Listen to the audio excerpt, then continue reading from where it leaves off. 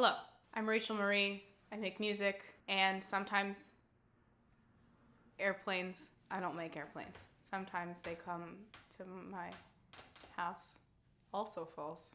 Hello, I am Rachel Marie. I make music.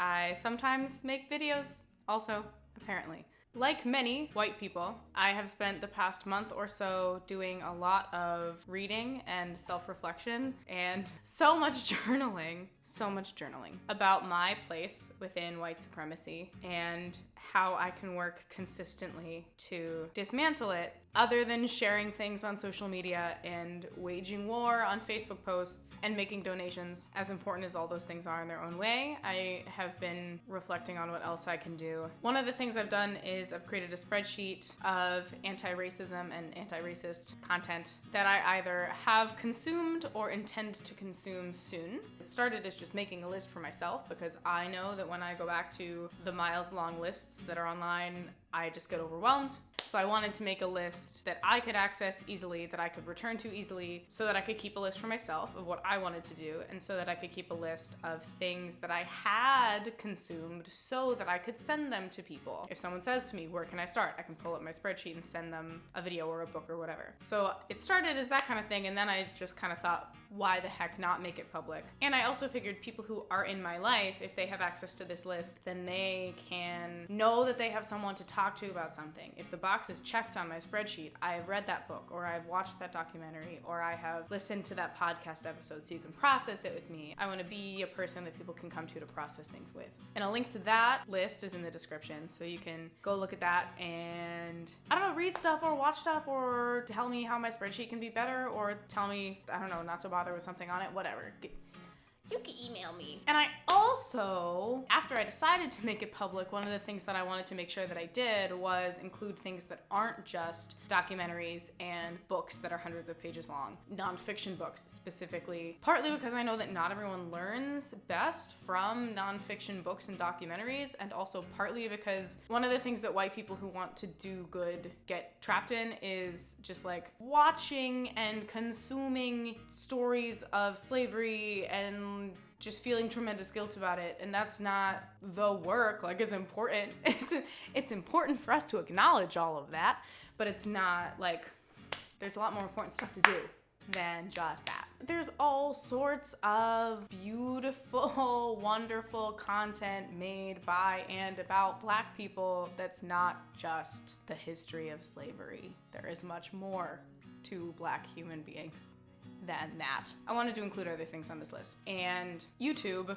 as in YouTubers, not as in a TED Talk or a panel that happens to be posted on YouTube, but the genre that is the YouTube video is not represented on any of the lists that I've seen, and it is an important genre. There's a lot that happens on YouTube, and if the YouTube video as a genre is your jam, I want to be able to direct people there. The first YouTube video that I added to my content list was a video that Jade Fox, a Black lesbian YouTuber, made. She put out a video about a month ago about the need to talk about the race issue between lesbian creators on YouTube. And while I identify neither as a lesbian nor a YouTuber, I am a white queer person whose job involves getting people to look at me and listen to me, including on the internet. So I wanted to, when I watched that video, really take seriously how much of it applies to me and take the opportunity to own up to that and learn from that. And there were two sort of starkly obvious things that Jade said that applied to me. One was that in the past month or so, white lesbian YouTubers, when they talk about race, sort of going,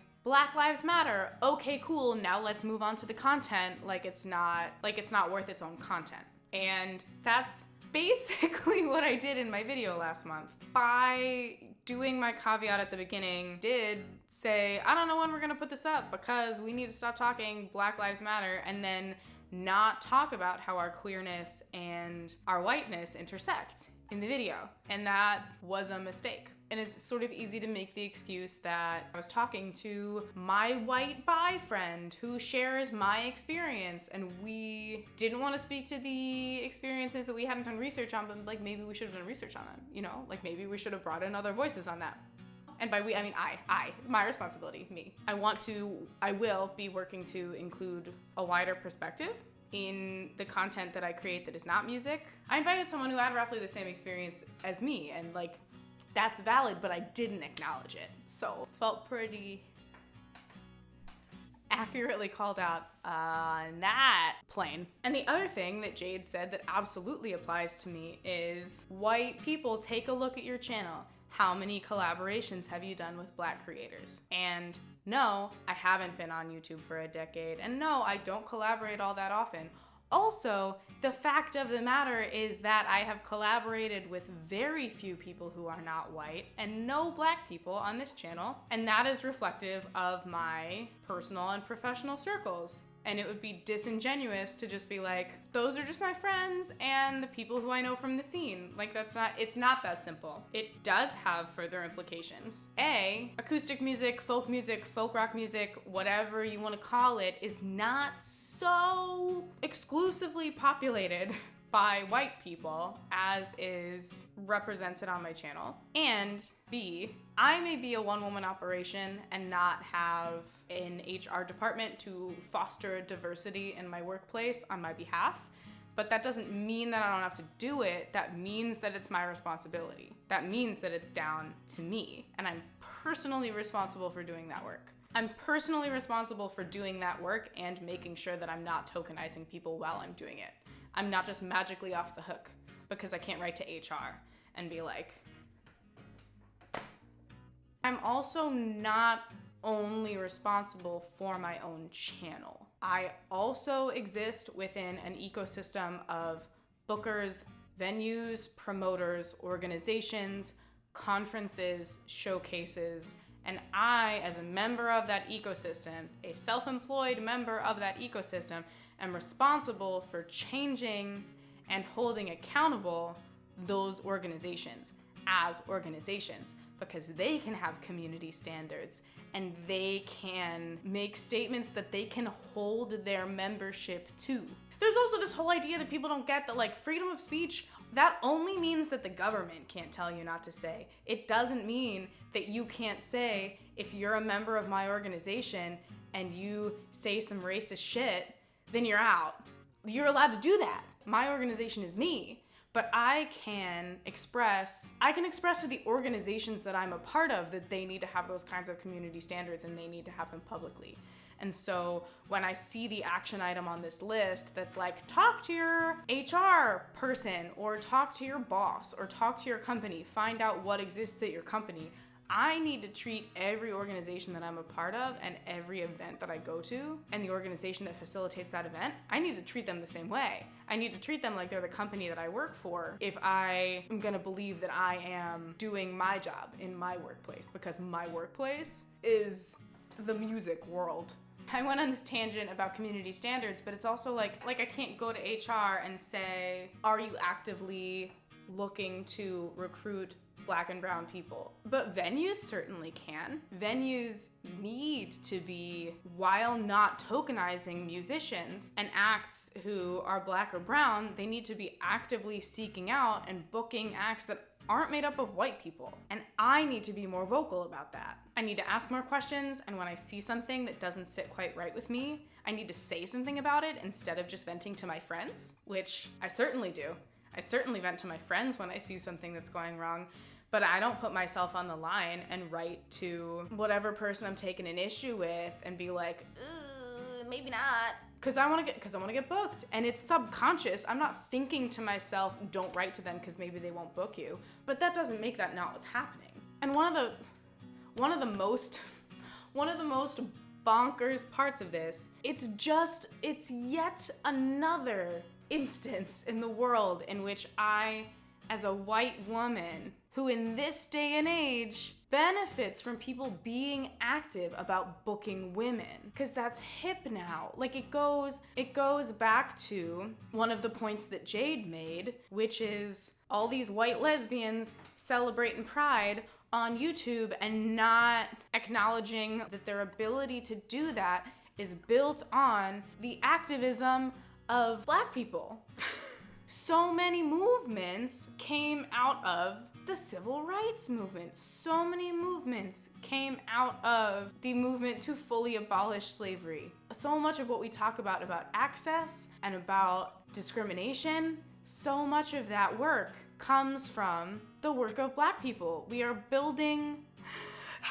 We're building all of our movements on the work of Black people, and yet we're still doing the thing where we're getting ahead first. And I've been aware of plenty of venues and bookers and promoters who deliberately have been trying in recent years to book more women, which is great. And also, I don't remember, and I could have just forgotten, I have a horrible memory, but I don't remember hearing anyone talk about going out of their way to book more Black and brown people. And again, I could be wrong. If I know you and you're a promoter and you're like, Rachel, shut up, we've probably had that conversation, I forgot. But I don't remember, and I know I've heard so many instances of people trying to book more women, and I'm sure that I have benefited from that professionally and financially. I'm sure that it has benefited me at the cost of someone paying attention to not a white lady. And that's not a part of history repeating itself that I'm interested in being part of. I don't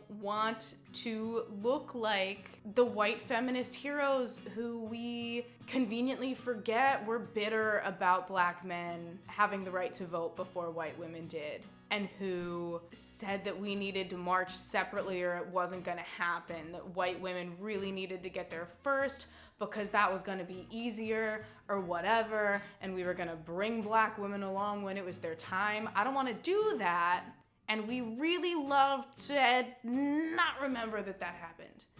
And it's still happening. That's exactly what's happening. When people are not going out of their way to book non-white people, but they are going out of their way to book women. And we're not trying to. And that's where so much of the white silence comes in, is you're like, that person is not trying to only book white ladies when they're trying to make things equal. They're not trying to only book white ladies and not book any acts that aren't white, or 1 or 2 or 4, I don't know.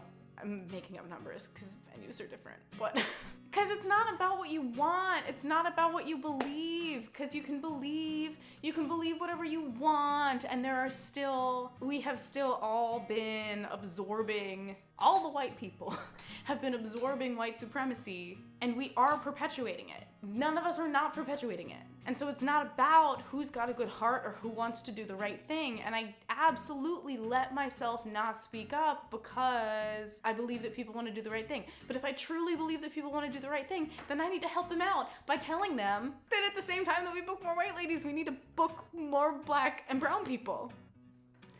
None of this is in what I wrote down.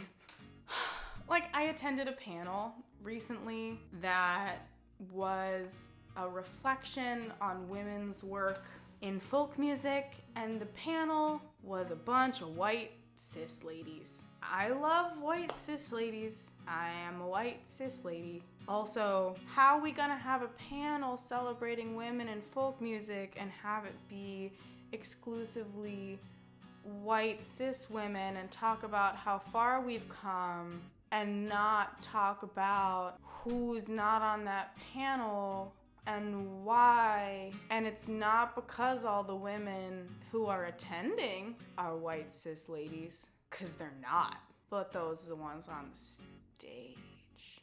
And I just, especially as white folk singers, if we want to be proud that Pete Seeger marched next to Dr. Martin Luther King Jr., and we want to be proud that Joan Baez sang "We Shall Overcome" at the March on Washington, then it's blatantly hypocritical for us to not actively continue the work of dismantling white supremacy within our field, within folk music, within our own communities, within our own community spaces, especially as we celebrate artists who are white women and artists who are queer in ways that we're comfortable with. Part of what white fragility does is make us feel helpless in situations where the answers aren't easy.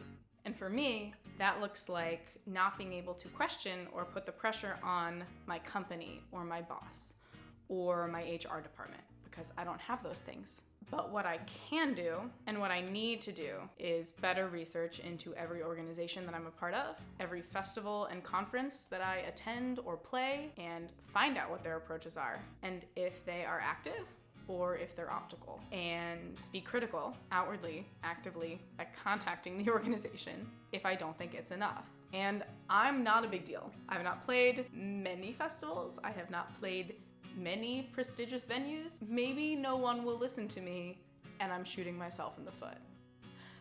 But someone's gotta shoot themselves in the foot. And losing privilege is a good and important thing. And if I need to up my songwriting game because suddenly half the acts at all these festivals are not white people, that's great. I need to up my songwriting game. It's about time I have to be 5 times as good as someone else to... Got a lot of feelings. So that's my spiel for today. Thank you for watching and discussing and helping me learn and grow and holding me accountable. And I'm sure that just like my last video, I said something dumb or left something out that's important or centered myself in a way that was not my intention. Let me know. Let me know, because we just gotta keep doing it. We gotta keep saying stuff and making mistakes, because that's how we grow. You gotta make mistakes to grow. I'll be back in a couple of weeks with a cover, so subscribe and hit the notification bell if you want to know about that. Yeah. Oh, my back cracked. You hear that? That was nice. I'm gonna drink some tea. Love you, bye.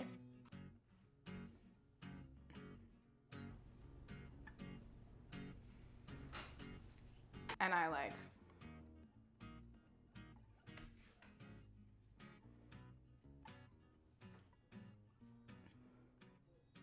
we love white lesbians with guitars, that's fine.